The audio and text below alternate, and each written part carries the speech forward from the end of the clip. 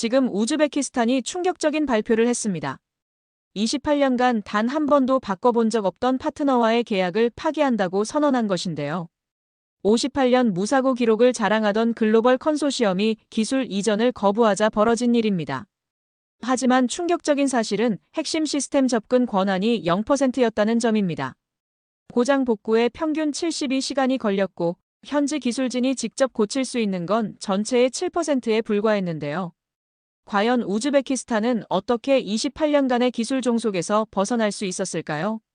잠시 후에 세계가 왜 이 문제에 주목했는지 차례대로 정리해드리겠습니다. 안녕하세요. 저는 알렉산드르 이스마일로프입니다. 우즈베키스탄 국가전략인프라위원회 수석 조정관으로 28년째 일하고 있어요. 오늘 아침 9시 정각 회의실에 들어서는 순간 공기부터 달랐습니다. 11명의 위원들이 모두 자리에 앉아 있었고 탁자 위에는 두꺼운 제안서가 놓여 있었죠. 차세대 고속철도 사업자 선정을 위한 마지막 회의였습니다. 저는 확신하고 있었어요. 이번에도 글로벌 고속철 컨소시엄을 선택해야 한다고 말이죠. 28년 동안 단 한 번도 파트너를 바꿔본 적이 없었습니다. 바꿀 이유도 없었고요. 여러분, 선택은 이미 명확합니다. 제가 입을 열었어요. 58년간 무사고 기록을 가진 파트너가 있는데 왜 모험을 해야 하겠습니까? 손가락으로 제안서 첫 페이지를 가리켰습니다. 검은 글씨로 선명하게 적힌 숫자가 보였어요. 58년. 전 세계 어느 철도 시스템도 이런 기록은 없었죠. 위원들의 고개가 끄덕였습니다. 당연한 반응이었어요. 안전보다 중요한 게 뭐가 있겠습니까? 우즈베키스탄 국민들이 타는 열차에서 사고가 나면 그 책임은 모두 저희가 져야 했습니다. 기존 시스템과의 호환성도 완벽하고요. 제가 덧붙였어요. 지난 20년 동안 쌓아온 운영 노하우를 그대로 활용할 수 있습니다. 재무부 대표가 고개를 끄덕이며 말했어요. 예산 측면에서도 검증된 선택입니다. 새로운 파트너와 일하면 리스크가 너무 커요. 교통부 장관도 동의했습니다. 국민들도 이미 익숙한 시스템이니까 혼란이 적을 거예요. 저는 마음속으로 안도했어요. 모든 게 계획대로 흘러가고 있었습니다. 검증된 것, 안전한 것, 확실한 것. 이게 바로 제가 28년 동안 지켜온 원칙이었죠. 그럼 표결로 넘어가겠습니다. 제가 선언했어요. 이때 회의실 뒤쪽에서 조용한 목소리가 들렸습니다. 잠깐만요. 모든 시선이 뒤로 향했어요. 카밀라 누르디노바였습니다. 국가철도 디지털 전환 태스크포스 책임자죠.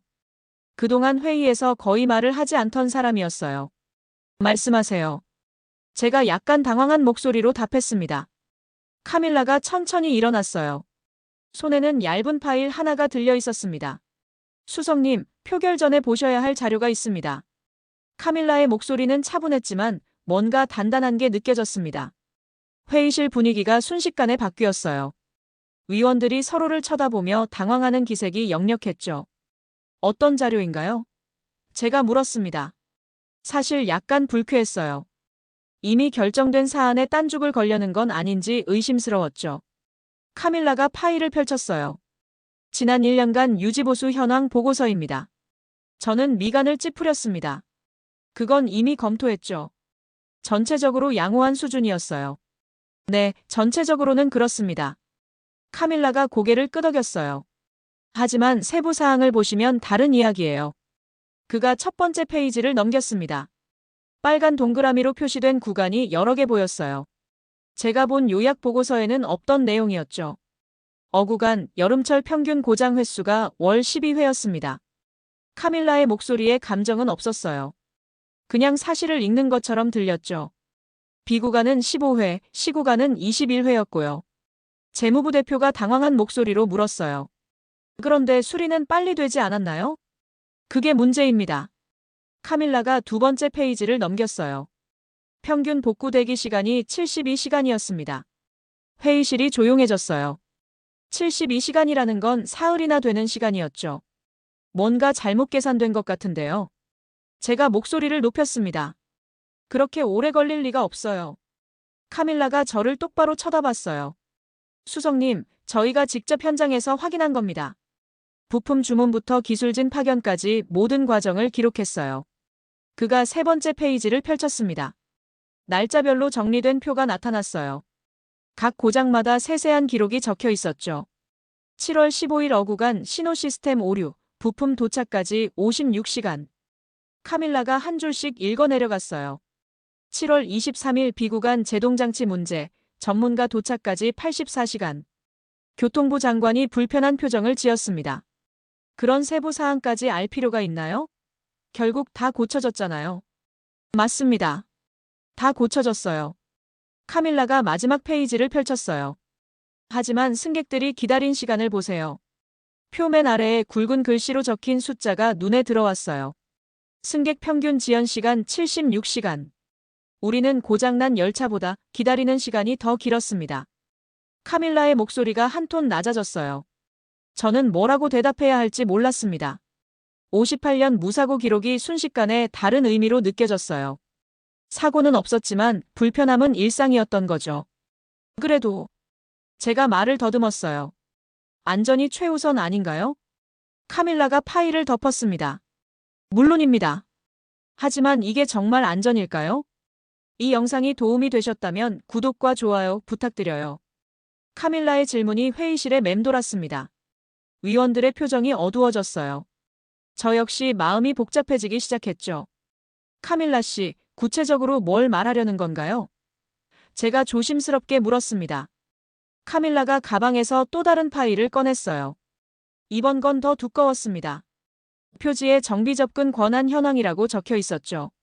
저희가 정비할 수 있는 부분과 없는 부분을 정리해봤습니다. 카밀라가 파일을 펼쳤어요.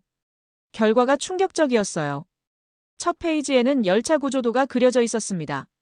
빨간색과 파란색으로 구분되어 있었어요. 빨간 부분이 유난히 많이 보였죠. 파란색이 저희가 직접 고칠 수 있는 부분입니다. 카밀라가 손가락으로 파란 영역을 가리켰어요. 빨간색은 반드시 본사 기술진이 와야 하는 부분이고요. 제가 그림을 자세히 들여다봤습니다. 파란 부분은 겨우 30% 정도였어요. 그것도 대부분 외부 청소나 간단한 부품 교체 같은 것들이었죠. 엔진, 제동 시스템, 신호장치, 통신 모듈. 카밀라가 빨간 부분들을 하나씩 짚었어요. 핵심 시스템은 모두 접근 금지예요. 재무부 대표가 의아한 표정을 지었습니다. 그런 중요한 부분은 전문가가 해야 당연한 거 아닌가요? 그럼 저희 기술자들은 뭐 하는 사람들인가요? 카밀라의 목소리에 처음으로 감정이 섞였어요. 20년 넘게 철도 일을 해온 사람들이에요. 그가 다음 페이지를 넘겼습니다. 접근 권한 비율이 숫자로 정리되어 있었어요. 엔진 시스템 접근 권한 0%. 카밀라가 한 줄씩 읽었어요. 제동 시스템 0%. 신호 시스템 0%. 안전장치 0%.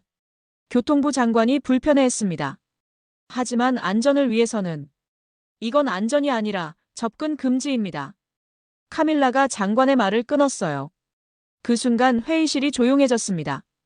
접근 금지라는 단어가 묵직하게 다가왔어요. 저는 지금까지 이걸 전문성이라고 생각했었죠. 카밀라가 마지막 페이지를 펼쳤어요. 작년 고장 사례 중에서 저희가 직접 고칠 수 있었던 거는 고작 8건이었습니다. 제가 놀라서 물었어요. 전체가 몇 건이었는데요? 113건이었습니다. 카밀라가 담담하게 답했어요. 간단한 계산이었어요. 113건 중 8건. 7%도 안 되는 수치였죠. 나머지 93%는 모두 외부 기술진을 기다려야 했던 거예요. 이상하지 않으세요? 카밀라가 위원들을 둘러봤어요. 저희가 매일 운영하는 시스템인데 저희는 고칠 수 없다는 게 말이에요. 그 순간 저는 혼란스러웠습니다. 28년 동안 쌓아온 확신이 흔들리기 시작했어요. 안전하다고 믿었던 것이 실제로는 의존이었다는 걸 깨달았죠. 카밀라가 파일을 덮으며 조용히 말했어요. 우리는 소유자가 아니라 그냥 임차인이었습니다. 카밀라의 마지막 말이 회의실을 얼어붙게 만들었습니다. 임차인이라는 단어가 귓가에서 맴돌았어요. 저는 뭔가 잘못되었다는 느낌을 지울 수 없었죠. 그럼 어떻게 해야 한다는 말인가요? 제가 목소리를 높였습니다. 지금까지 잘 써왔는데 갑자기 바꿀 수는 없잖아요. 위원들이 고개를 끄덕였어요. 그들도 제 심정을 이해하는 것 같았죠. 기존 컨소시엄 측에 한번 문의해 보겠습니다. 제가 결정했어요. 기술 이전이 가능한지 말이에요. 사흘 후 글로벌 고속철 컨소시엄 아시아 지역 대표가 타시켄트에 도착했습니다. 로버트 윌리엄스라는 사람이었어요. 50대 중반으로 보이는 회색 머리의 남자였죠. 이스마일로프 수석님, 오랜만입니다. 윌리엄스가 악수를 청했어요. 표정은 여유로워 보였습니다. 저희는 회의실에 앉았어요. 카밀라도 함께했죠.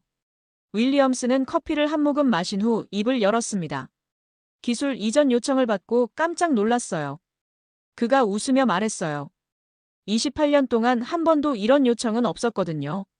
시대가 바뀌었습니다. 제가 조심스럽게 말했어요. 저희도 자립 능력을 키워야 해요. 윌리엄스의 표정이 굳어졌습니다. 그런데 말씀드리기 어려운 게 있어요. 뭔가요? 제가 물었어요. 핵심 기술 이전은 불가능합니다. 윌리엄스가 단호하게 말했어요. 회사 정책이에요. 제 마음이 무너져 내렸습니다. 예상했던 답이긴 했지만 직접 듣고 나니 충격이었어요. 왜 안 되는 건가요? 카밀라가 차분하게 물었어요. 안전상의 이유죠. 윌리엄스가 설명했어요. 58년 무사고 기록을 유지할 수 있었던 건 엄격한 품질 관리 때문이에요. 기술을 이전하면 그 통제력을 잃게 됩니다. 그럼 저희는 영원히 의존해야 한다는 말인가요? 제가 답답하게 물었어요. 윌리엄스가 어깨를 으쓱했습니다. 의존이라기보다는 파트너십이죠. 서로 윈-윈 하는 관계예요. 파트너십이라면서 한쪽만 모든 걸 아는 관계인가요? 카밀라의 목소리가 날카로워졌어요. 윌리엄스가 당황하는 기색을 보였습니다. 그건 다른 업체로 바꾸면 어떻게 되나요? 제가 마지막 카드를 꺼냈어요. 윌리엄스의 눈빛이 바뀌었습니다. 그건 권하지 않아요. 기존 시스템과 호환되지 않을 거예요. 호환 문제는 해결할 수 있죠? 카밀라가 물었어요. 이론적으로는 가능하겠지만 윌리엄스가 말을 멈췄어요. 그리고 차갑게 말했습니다. 비용이 기존 계약의 2배는 들 거예요. 기간도 최소 5년은 걸리고요. 그 순간 저는 깨달았어요. 이건 협박이었습니다. 선택지를 없애려는 거였죠. 윌리엄스가 일어서며 말했어요. 이미 선택지는 끝났습니다. 이 구조를 바꾸는 건 불가능해요. 회의실 문이 닫히고 나서 저는 허탈했습니다. 28년간 믿어온 파트너가 실제로는 저희를 가두고 있었던 거예요. 그날 밤 저는 잠을 이룰 수 없었습니다. 윌리엄스의 차가운 목소리가 계속 맴돌았어요. 이미 선택지는 끝났다는 말이 특히 괴로웠죠. 다음 날 아침 카밀라가 제 사무실에 왔습니다. 손에는 또 다른 파일이 들려 있었어요. 수석님, 어젯밤 한국협상단 자료를 검토해봤습니다. 카밀라가 파일을 건넸어요. 흥미로운 내용이 있어요. 저는 피곤한 눈으로 파일을 받았습니다. 표지에 기술 자립 성공 사례라고 적혀 있었어요. 이걸 왜 가져온 거예요? 제가 물었어요. 한국이 어떻게 기술 독립을 이뤄냈는지 보시라고요. 카밀라가 첫 페이지를 펼쳤어요. 제목이 눈에 들어왔습니다. KTX 개발 과정 기술 종속에서 자립까지였어요. 한국도 처음엔 프랑스 TGV 기술을 도입했습니다. 카밀라가 설명했어요. 하지만 결과는 저희와 똑같았어요. 저는 관심이 생겼습니다. 어떻게요? 운영은 할 수 있지만 고칠 수는 없었어요. 카밀라가 다음 페이지를 넘겼어요. 핵심 기술은 모두 블랙박스였죠. 페이지에는 한국의 초기 고속철 운영 현황이 적혀 있었습니다. 고장률, 복구 시간, 기술 접근 권한 모두 저희와 비슷했어요. 그런데 한국은 포기하지 않았습니다. 카밀라의 목소리에 힘이 실렸어요. 역설계를 시작했어요. 역설계요? 제가 놀랐어요. 네, 기술 이전을 받지 못하니까 스스로 분석한 거예요. 카밀라가 다음 장을 펼쳤어요. 9년 동안 계속했습니다. 페이지에는 충격적인 숫자들이 적혀 있었어요. 역설계 기간 9년, 실패 테스트 1200회, 투입 인력 350명. 1200번이나 실패했다고요? 제가 믿을 수 없다는 표정을 지었어요. 맞습니다. 카밀라가 고개를 끄덕였어요. 하지만 포기하지 않았어요. 다음 페이지에는 한국 엔지니어들의 인터뷰가 실려 있었습니다. 그중 한 문장이 제 시선을 끌었어요. 우리는 배운 적이 없었습니다. 대신 이해하려고 부쉈습니다. 이 말이 가슴에 와닿았어요. 부쉈다는 표현이 인상적이었죠. 결국 어떻게 됐나요? 제가 급하게 물었어요. 카밀라가 마지막 장을 펼쳤습니다. KTX-3000 개발 완료, 기술 자립도 100% 달성이라고 적혀 있었어요. 지금은 한국이 다른 나라에 고속철 기술을 수출하고 있습니다. 카밀라가 말했어요. 터키, 인도네시아에도 납품했고요. 저는 충격을 받았습니다.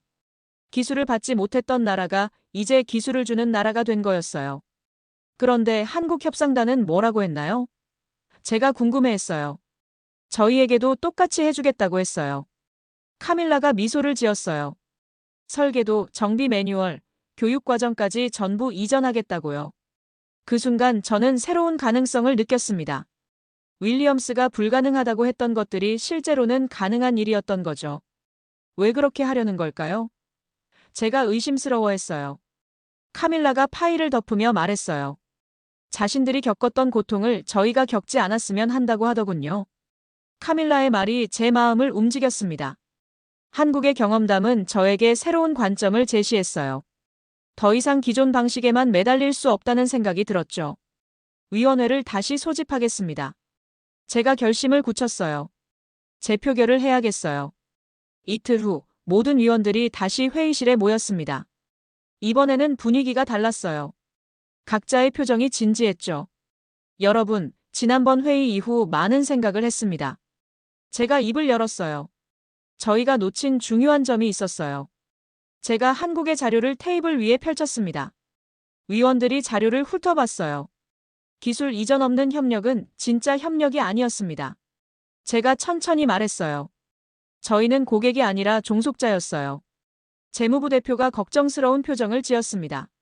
하지만 위험이 너무 커요. 새로운 시스템으로 바꾸면 문제가 생길 수도 있잖아요. 문제요? 제가 반문했어요. 지금도 문제는 충분히 많아요. 72시간씩 기다리는 승객들 말이에요. 교통부 장관이 고개를 끄덕였습니다. 그건 맞는 말이에요. 가장 중요한 건 이거예요.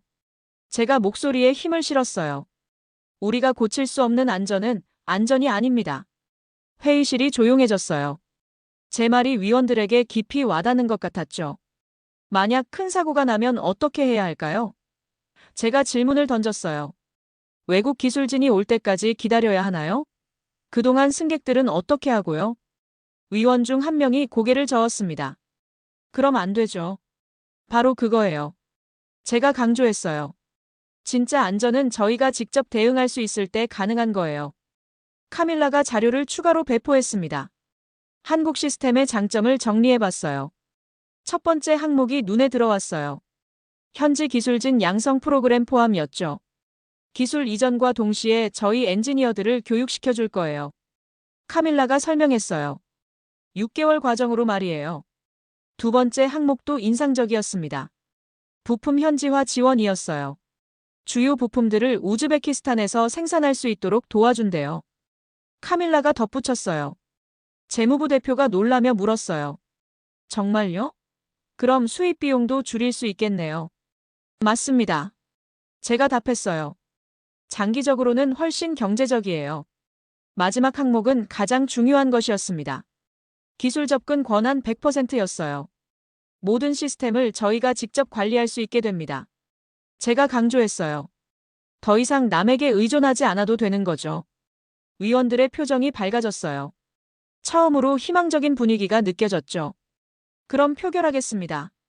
제가 선언했어요. 기술 이전을 조건으로 하는 새로운 파트너십에 찬성하시는 분? 한 명씩 손을 들기 시작했어요. 재무부, 교통부, 에너지부. 모든 위원들이 찬성했습니다. 11명 전원 찬성입니다. 제가 감격스러운 목소리로 발표했어요. 그 순간 저는 해방감을 느꼈습니다. 28년간의 종속에서 벗어날 수 있다는 기대감이 샘솟았어요. 우리는 마침내 자유를 선택한 거였죠. 표결이 끝나고 3개월이 흘렀습니다. 한국과의 계약이 체결되었고 드디어 실질적인 작업이 시작됐어요. 제가 가장 먼저 찾은 곳은 타시켄트 외곽의 정비창이었습니다. 수석님, 이쪽으로 오세요. 카밀라가 저를 안내했어요. 정비창 안으로 들어서자 놀라운 광경이 펼쳐졌습니다. 고속철 차량 한 대가 완전히 분해되어 있었어요. 엔진부터 제동장치까지 모든 부품이 바닥에 정리되어 있었죠. 이게 뭡니까? 제가 놀라서 물었어요. 기술 교육 과정이에요. 한국에서 온 기술 감독관이 설명했어요. 김철수라고 합니다. 저희 엔지니어들이 직접 분해하고 조립하면서 배우는 거예요. 제 눈앞에서는 우즈베키스탄 기술자들이 한국 전문가들과 함께 작업하고 있었습니다. 20년 넘게 철도 일을 해온 베테랑들이었지만 지금은 학생이 된 것 같았어요. 아흐메드, 이 부분을 다시 해보세요. 한국 전문가가 친절하게 지도했어요. 우즈베키스탄 기술자 아흐메드가 신중하게 부품을 조작했습니다. 처음에는 서툴렀지만 점점 자신감이 생기는 게 보였어요. 이제 이해됐습니다. 아흐메드가 환한 미소를 지었어요. 이런 원리였구나. 제가 김철수 감독관에게 물었어요. 교육 과정은 얼마나 걸리나요? 전체 과정은 6개월이에요. 김철수가 답했어요. 하지만 기본 정비는 3개월 만에 가능해질 거예요. 정말요?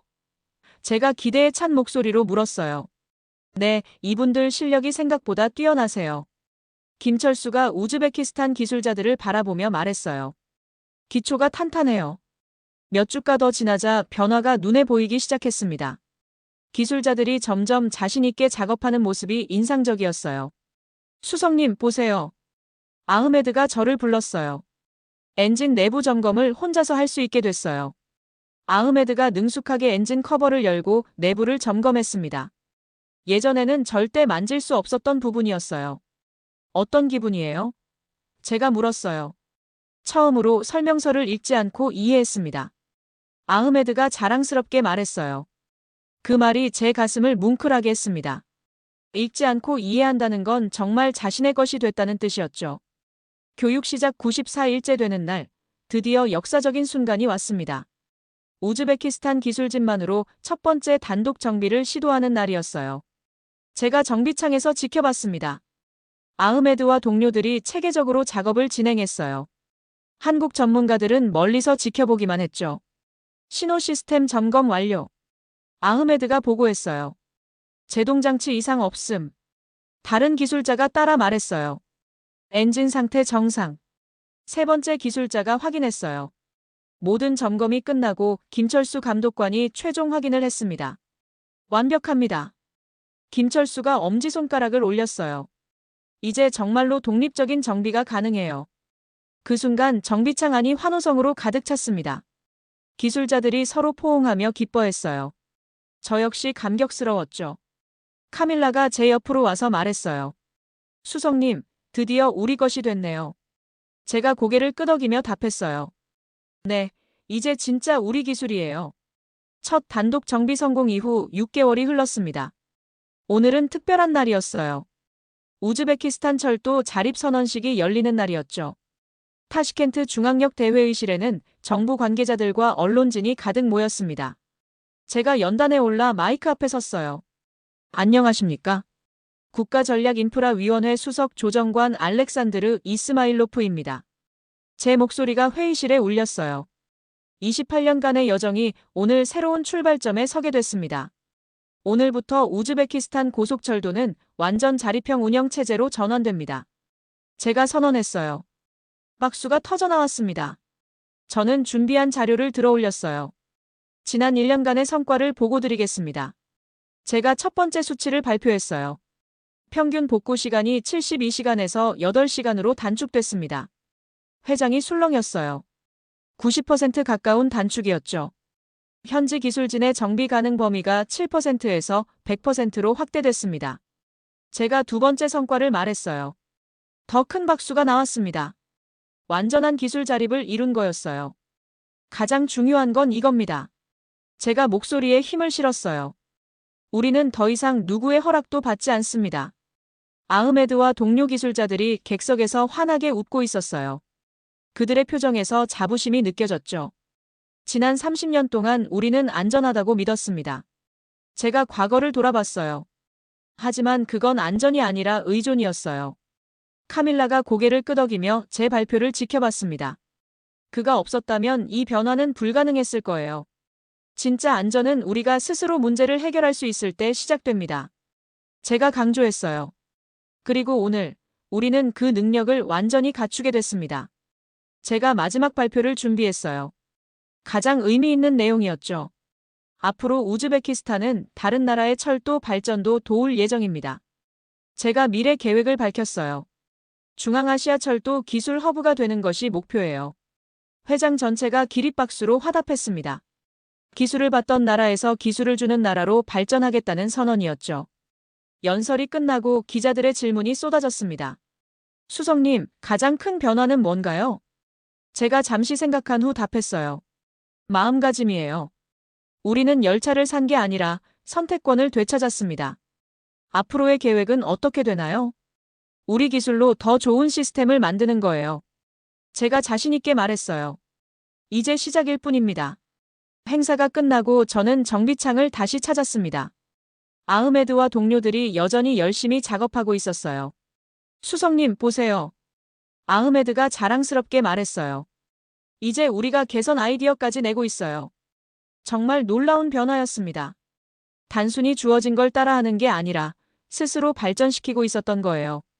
제가 창밖을 바라봤습니다. 우즈베키스탄의 고속철이 힘차게 달리고 있었어요.